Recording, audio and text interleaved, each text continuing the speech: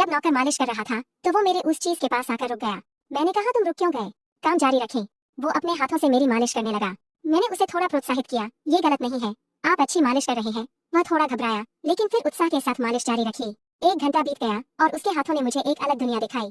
फिर वह बोला, मालकिन आप बहुत सुंदर लग रही है। उसने मुस्कुराते हुए कहा और मैंने भी उससे कहा, आप बहुत अच्छा काम कर रहे हैं। उसने बिना सोचे मुझसे पूछा, क्या तुम मेरे साथ क्रिकेट खेलोगे? नमस्कार दोस्तों, आज की स्टोरी में आपका स्वागत है।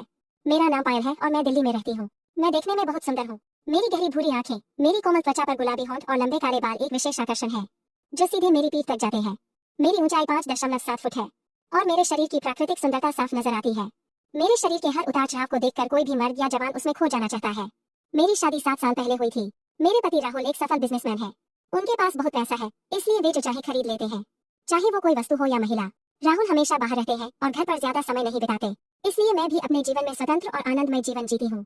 हमारे घर में एक नौकर था, लेकिन किसी कारणवश उसे अचानक गाँव जाना पड़ा। उन्होंने कहा कि उनका बेटा रोहित उनकी जगह काम करने आएगा।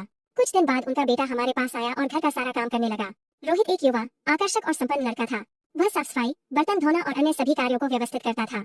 हमारे घर में आजादी थी, कोई रोक टोक नहीं थी, इसलिए उसे यहाँ रहना अच्छा लगता था। एक दिन वह रसोई में सब्जी बना रहा था, तो मैंने उससे कहा कि तुम सब्जी कितनी अच्छी बनाते हो। दरअसल जब तुम किचन में होते हो तो मुझे कोई काम नहीं करना पड़ता। रोहित मुस्कुराया और बोला, मालकिन मैं जब काम कर रहा होता हूँ तो आपको चिंता करने की कोई जरूरत नहीं है। फिर एक दिन मुझे एक दोस्त की बर्थडे पार्टी में जाना था। पार्टी बहुत देर रात में हुई और मैंने बहुत ज्यादा शराब पी रखी थी, इसलिए मैं सुबह देर तक सोती रही। करीब 11 बजे मेरी नींद खुली तो मेरे कमरे में अंधेरा था। मैंने कुछ देर और बिस्तर पर आराम किया और फिर उठकर बैठ गई। मैंने रोहित को आवाज दी और चाय लाने को कहा। थोड़ी देर बाद रोहित चाय लेकर आया और बिस्तर के पास खड़ा हो गया। उसकी आंखों में कुछ अलग सा था। मैंने उसके चेहरे की तरफ देखा, वो मेरी तरफ ही देख रहा था। शायद मैंने उस पर ज्यादा ध्यान नहीं दिया। फिर मैंने उससे पूछा, क्या हुआ, क्या तुम कुछ कहना चाहते हो? उसने जवाब दिया, नहीं मालकिन, कुछ नहीं। फिर मैंने उससे कहा, तो तुम यहाँ क्या कर रहे हो? फिर वह चला गया। उसके जाने के बाद मुझे थोड़ा दोषी महसूस हुआ। मैंने सोचा कि मुझे उसके साथ ऐसा व्यवहार नहीं करना चाहिए था। थोड़ी देर बाद मैंने उसे बुलाया और उसे मेरा कमरा साफ करने के लिए कहा। वह तुरंत वापस आया और सफाई के सामान से मेरे कमरे की सफाई करने लगा। मैं बस बिस्तर पर लेटी हुई थी। जब रोहित मेरे कमरे में काम कर रहा था तो मैं उस पर ध्यान दे रही थी। वह मेरे चेहरे को देख रहा था और मैं उसके सामान को देख रही थी। मैं समझ गई कि उसके मन में क्या चल रहा है। मैंने उससे पूछा, तुम यह दूसरा क्या काम करते हो? तो उसने कहा, मैं गांव में बच्चों को पढ़ाता हूँ। फिर मैंने पूछा, सिर्फ पढ़ाते हो या कुछ और भी करते हो? उसने कहा, मैं शाम को अखाड़े में जाता हूँ। मैं मुस्कुराई और कहा, मुझे नहीं लगता कि आप अखाड़े में जाते होंगे। बाद में जब हम बातें कर रहे थे मैंने उससे कहा, मेरा शरीर बहुत दर्द करता है, क्या तुम मेरी मालिश करोगे? वह थोड़ा शर्मिंदा हुआ और तेल लेकर आया। मैंने उसे तेल से मालिश करने से मना कर दिया। अब रोहित धीरे से मेरे पैरों की मालिश करने लगा और मैं सोच रही थी कि यह मेरे पैरों के ऊपरी हिस्से पर अधिक ध्यान देता है। उनका मन मेरी टांगों की ओर घूम रहा था। मैंने उसे और जोर से मालिश करने को कहा। उसने झिझकते हुए कहा, मालकिन, आपके पैरों को आराम की जरूरत है, इसलिए मैं हल्की मालिश कर रहा हूँ। मैंने हंसते हुए कहा, मुझे धीरे धीरे मालिश करना पसंद नहीं है, तुम थोड़ा जोर से करो। वो थोड़ा जोर से मालिश करने लगा। उस वक्त मुझे उसका काम बहुत अच्छा लग रहा था। धीरे धीरे वो मेरे घुटनों की मालिश करने लगा। मैंने कहा, आपका काम बहुत अच्छा है। वह थोड़ा खुश हुआ और मेरे उस चीज के पास आकर रुक गया। मैंने कहा, रुक क्यों गए? वह अपने हाथ से उसकी मालिश करने लगा। मैंने उसे थोड़ा हौसला दिया, ये गलत नहीं है, तुम अच्छी मालिश कर रहे हो। वह थोड़ा शर्माया लेकिन फिर मुस्कुराहट और उत्साह के साथ मालिश करने लगा। जैसे जैसे टाइम बीता उसके हाथ थोड़े अधिक आश्वस्त हो गए। एक अद्भुत एहसास हमारे मन में आया। 1 घंटा बीत गया और उसके हाथों ने मुझे एक अलग दुनिया दिखाई। मालकिन, तुम बहुत सुंदर लग रही हो, उसने मुस्कुराते हुए कहा। मैं मुस्कुराई और मैंने उससे कहा कि तुम बहुत अच्छा कर रहे हो। उसने बिना सोचे मुझसे पूछा, क्या तुम मेरे साथ क्रिकेट खेलोगे? मैंने मुस्कुराते हुए उससे कहा, हाँ खेलूंगी, जिसका मैं लंबे समय से इंतजार कर रही थी। अब उसने खेल शुरू कर दिया। मुझे इस खेल में बहुत मजा आ रहा था। खेल कर वह थका हुआ लग रहा था। फिर मैंने उसे थोड़ा आराम करने की कहा। हमारे एक साथ समय बिताने के कारण मुझे अपने पति के अलावा एक अलग दुनिया का अनुभव हुआ।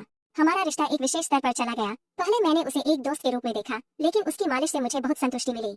उसके साथ बातचीत बढ़ती गई और एक बात स्पष्ट हो गई, हमारे द्वारा की गई बातों के कारण हमारे रिश्ते में भावनाएं और गहरी हो गईं।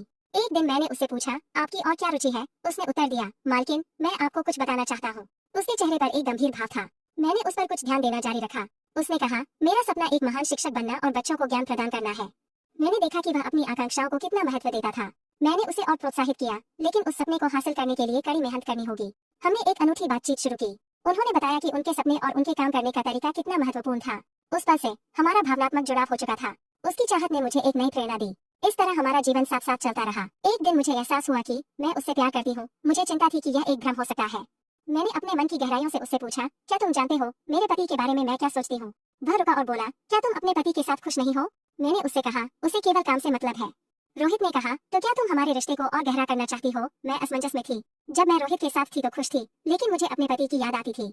कभी कभी मुझे उसके लिए प्यार महसूस होता था, लेकिन अगले ही पल मेरे विचार गहरे हो गए। फिर एक दिन रोहित ने मुझे अपने मन की बात बताई। उसने नरम रुख अपनाया और मुझसे कहा, तुम मुझसे शादी करोगी? फिर मैंने मन बना लिया कि अब मुझे कुछ तय करना ही होगा। रोहित के प्यार को एक मौका देना होगा और ये सब मुझे रोहित के सामने बताना होगा। रोहित, मैं तुम्हारे साथ एक अनोखी जिंदगी जीना चाहती हूँ। वह खुश हो गया और हम दोनों को एक दूसरे से प्यार हो गया। यह एक असामान्य प्यार था, विश्वास और समर्पण से भरा हुआ। उस दिन हमने एक साथ अपने जीवन का एक नया अध्याय शुरू किया, जिसमें दोनों ने एक दूसरे को पूरी तरह से स्वीकार कर लिया और दुनिया को एक नया नजरिया दिया। रोहित के साथ रहते हुए मुझे नई प्रेम कहानी का एहसास हुआ। प्यार कभी विफल नहीं होता और उसके साथ रहने का मतलब जीवन के हर पल का आनंद लेना है। इस तरह हमारा रिश्ता एक नई विशिष्टता से भर गया। दोस्तों, इस तरह की और अधिक रोमांचक कहानी के लिए हमारे YouTube चैनल को सब्सक्राइब करें। धन्यवाद दोस्तों।